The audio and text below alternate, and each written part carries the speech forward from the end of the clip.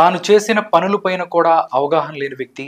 Paper లేకపోతే మాట్లాడటం రాదు. అతను ఒక నాయకుడా అని చెప్పి చాలామంది ప్రజలు మాట్లాడుకుంటున్న పరిస్థితి. మొన్న ఒక ఇంటర్వ్యూ, ఒక ఛానల్కి ఇచ్చిన ఇంటర్వ్యూ చూస్తే పొంతం లేని సమాధానాలు, పొంతం లేని మాటలు. అసలు ఎంత పూర్గా ఉన్నాడా అని ప్రజలు సిగ్గుపడుతున్న పరిస్థితి. మా ముఖ్యమంత్రి ఈయన అని. నిజంగా ఏం చెప్తారు ఈ విషయంలో? మీకు చూస్తే మీరు అడిగారు తాను చేసిన పనుల మీద కూడా అవగాహన లేదు అని అనేసి.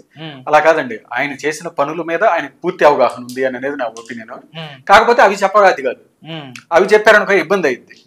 అందుకని అబద్ధాలు చెప్పాలి అనేసే ఉద్దేశంతో పేపర్ల మీద చదువుతూ ఉంటారు అనమాట. ఎవరికైనా కానీ మీకు చూడండి, ఆ నిజం చెప్పేవాళ్ళు కాన్ఫిడెంట్ గా ఇలా చెప్పేయగలుగుతారు అనమాట. ఎందుకంటే నిజం అనేది ఒకటే ఉంటది, ఎన్నిసార్లు అడిగినా అదే రిపీట్ చేస్తారు.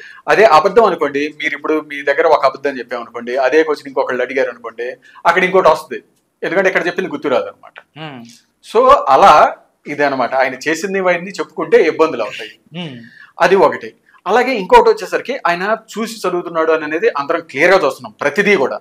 ఈవెన్ ఆ చూసి చదివే వాటిలో కూడా కనీసం ఆయన కాన్సన్ట్రేట్ కూడా చేయట్లేదు అనేనే అనుకోవాలి, లేదంటే కావాలని అబద్ధాలు చెబుతున్నట్టయినా అనుకోవాలి. మీకు ఆయన పేపర్ చూసి చదివేటప్పుడు ఏమంటాడండి, నాకు పేపర్లు టీవీలు లేవు అని అనేసి అంటారు. మీకు సాక్షిలో లైవ్ ఇస్తూ ఉంటారు ఆయన, సాక్షిలో లైవ్ ఇస్తా నాకు పేపర్లు టీవీలు లేవు అంటారు. అక్కడ రాసిచ్చిన వాళ్ళు రాసిస్తే రాసిచ్చారు, ఆయన ఎలా చదువుతారండి అలా? మొన్న ఇది ఒక టీవీ ఛానల్కి ఇచ్చిన ఇంటర్వ్యూలో, అది కూడా స్క్రిప్టెడే, అది అందరికీ తెలిసిందే, అది వాళ్ళ ప్రో ఛానల్. అందులో కూడా ఏంటంటో చెబుతారు, ఇక్కడ బెంగళూరు చెన్నై మద్రాస్ చెన్నై ఎందుకు అయింది, ఎందుకంటే అది చెన్నై కాబట్టిను. ఇది అంటే ఆయన చెప్తూ ఏంటంటే చెన్నై ఎందుకు అయిందంటే అక్కడ పోర్ట్ ఉంది కాబట్టి. ఇది ముంబై ఎందుకు అయిందంటే అక్కడ కూడా పోర్ట్లు ఉన్నాయి కాబట్టి అంటాడు. అదే ఆయన చెప్పేది. దాంతోపాటు ఇంకోటి కూడా ఏదో అన్నాడండి, చెయ్యూత, చేపలు పట్టడం నేర్పించడాన్ని దాన్ని చెయ్యూత అంటారన్నారు. ఆయన ఏదో చెప్తా ఉంటారండి. ఇప్పుడు ఇప్పుడు ఆయనే 2019 ముందు చెప్పాడు అనమాట, ఏదైనా నదీ ప్రాంతంలో ఉన్న సిటీలో అభివృద్ధి చెందుతాయి, అలాగే 30,000 ఎకరాలు ఉన్నవి అభివృద్ధి చెందుతాయి, 30,000 ఎకరాలు కావాలి రాజధానికి, అలాగే నదీ పరివాహ ప్రాంతంలో ఉండేటట్టుంటే బాగుంటది అని అనేసి ఆయన కదా చెప్పింది క్లియర్ గా. అలాగే మధ్యలో ఉండాలి, స్టేట్ మధ్యలో అని అనేసి. అదన్నిటికీ ఎగ్జాక్ట్ గా డిటో అమరావతి సెట్ అయింది అనమాట. ఆయన అప్పుడు అది చెప్పి మళ్ళీ ఇప్పుడు వచ్చి ఇంకోటి చెబుతా ఉంటాడు. ఆయన ఇష్టం వచ్చినట్టు చెప్తా ఉంటారు అనమాట. ఆ రోజు ఆయన ఆ మాట చెప్పడానికి కూడా కారణం ఏంటంటే, చంద్రబాబు నాయుడు గారు ఇప్పుడు స్టేట్ కున్న పొజిషన్ లో ఆ ప్లేస్ లో 30,000 ఎకరాలు పూల్ చేయలేడు అనే కాన్ఫిడెంట్ తోటి అది ఆయన ఆ మాట చెప్పాడు. కానీ ఈయన పూల్ చేసాడు, ఈజీగా పూల్ చేసేసరికి ఆయనకు ఉన్న క్రెడిబిలిటీ తోటి, కానీ దీనివల్ల దాంతో మాట ఇంకా ఏం చేయాలో ఇది లేక ఇదంతా చెబుతా ఉన్నాడు అనమాట.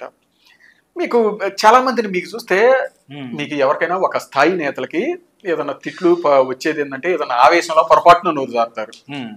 కానీ ఈయన ప్రతిపక్షం తిట్టడానికి కూడా పేపర్ మీద రాసుకుని వస్తారు, ఆ తిట్టేది కూడా చూసి చదువుతుంటారు.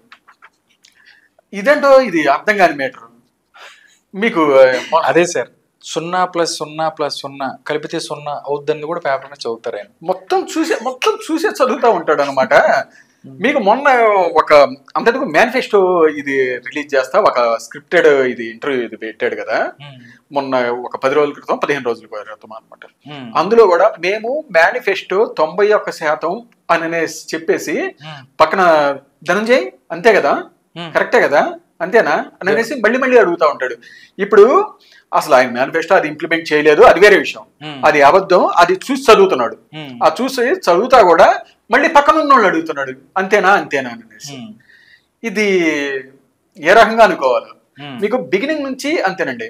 మీకు బిగినింగ్ ఆయన 2019లో గెలిచిన తర్వాత కూడా మీకు అందరికీ గుర్తుండే ఉంటుంది, ఆయన లైవ్ అని చెప్పేసి ఒక వీడియో వదిలాడు.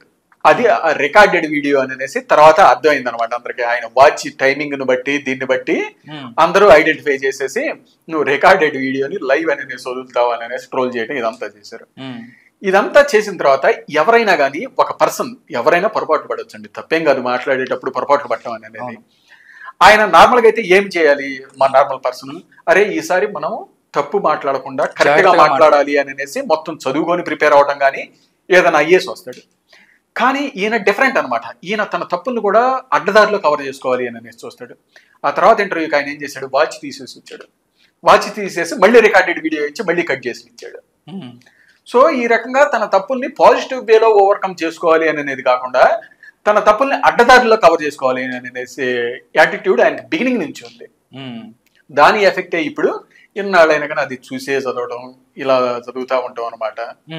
ఇది అంటే ఆయన అట్లాగే ఉంటారు సార్. కానీ లోకేష్ ని తక్కువ చేసి మాట్లాడరా వర్ధంతి జయంతికి అని చెప్పి చాలా మాట్లాడతాం. అసలు వీళ్ళు మాట్లాడే పరిస్థితి సరిగ్గా లేదు, వీళ్ళకి అసలుకి రాని పరిస్థితి. అయినా కానీ ఎదుటి వాళ్ళని బ్యాడ్ చేయడం అనేది ఫస్ట్ నుంచి వీళ్ళకి అలవాటు అంటారు. వాళ్ళు అది ఒక క్యారెక్టర్ అసాసినేషన్ అనేది ఒక టార్గెట్ గా పెట్టుకున్నారు. అది బిలో బెల్ట్ బీటింగ్ టెక్నాలజీస్ ఇదనమాట. అది ఎవరు అలా అంటారు. ఇప్పుడు లోకేష్ గారు ఒక 500 ప్రెస్ మీట్ లో ఇవి పెట్టుంటాడు 2014 to 2019 మధ్య ఆయన మినిస్టర్ గా ఇదంతా అనమాట. అందులో 1-2 చోట్ల ఏదో ఒక పొరపాటు మాట్లాడుతుంటారు. ఎవరైనా మాట్లాడుతూ ఉంటారండి. మీకు ఆ రోజు జగన్మోహన్ రెడ్డి గారి ప్రసంగాలను కానీ వీటన్నిటిని కూడా కీన్ గా మానిటర్ చేసి ఇది చేస్తే 100ల సంఖ్యలో దొరుకుతాయి అనమాట ఆయన మాట్లాడే మాటలు అనమాట.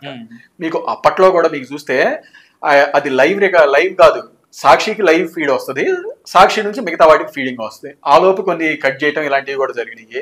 ఇక అధికారంలోకి వచ్చిన తర్వాత మొత్తం రికార్డెడ్ వీడియోస్. ఇది ఆయన మాట్లాడి బయటకు వచ్చి మాట్లాడితే 100లు దొరుకుతాయి అనమాట. మీకు ఎవరైనా నీ కేపబిలిటీ ఏంటి, నువ్వు ఉన్న ఫీల్డ్ లో నీ కేపబిలిటీ ఏంటి అనేది చూడాలి. మినిస్టర్ గా ఎన్ని అవార్డులు వచ్చినాయి లోకేష్ గారు పనిచేసినప్పుడు అని అనేసి. మీకు పంచాయతీరాజ్ మినిస్టర్ గా దేశంలో టాప్ 1 గా నిలిచింది అనమాట ఈ పంచాయతీ ఈ మేనేజ్మెంట్ లో కూడా. మీకు ఐటీ మినిస్టర్ గా కూడా ఎంత గ్రోత్ రేట్ చూపించాడు అనేది కూడా క్లియర్ గా కనపడతా ఉంది. ఎన్ని ఉద్యోగాలు తీసుకొచ్చారు అనేది వైసీపీ ప్రభుత్వం కూడా అధికారికంగా ప్రకటించింది.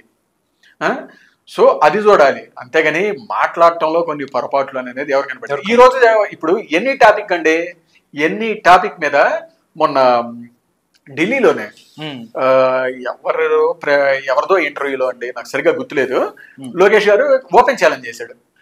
నువ్వు మా మీద పెట్టిన కేసుల మీద, జగన్మోహన్ రెడ్డి గారి పెట్టిన కేసుల మీద ఓపెన్ డిబేట్కి రమ్మనంటే నేను రెడీ. ఓపెన్ డిబేట్కి ఎన్ని టాపిక్, అసలు కేసులని కాదు, స్టేట్ లో ఎన్ని సెక్టార్ మీద ఓపెన్ డిబేట్కి నేను రెడీ. నేను ఒక్కనే వస్తా. జగన్మోహన్ రెడ్డి గారిని ఆయన తరపున సలహాదారులను కానీ ఎవరినైనా తీసుకొని రమ్మనంటే సపోర్టింగ్ గా నేను ఒక్కనే వస్తాను. ఛాలెంజ్ దమ్ముంటే డిబేట్కి రండి. ఎవరు రాలేదు కదా వాళ్ళ సైడ్ నుంచి. ఆయన ప్రతి సెక్టార్ మీద కానీ మీరు యోగాలో కూడా చిన్నవి అరేంజ్ చేసినప్పుడు ఆయన ప్రతి సెక్టార్ మీద ఎంత ఫోకస్డ్ గా ఎంత ఇన్డెప్త్ గా డీటెయిల్స్ ఇచ్చాడు అనేది కూడా అందరూ చూశారు అనమాట. అవును. సో ఇది అంటే ఎదుటి వాళ్ళు బురద చల్లటం కాకుండా తన తప్పులను సర్ది తీసుకుని ముందుకు వెళ్తే బాగుంటది అంటారు. అంతే కదా.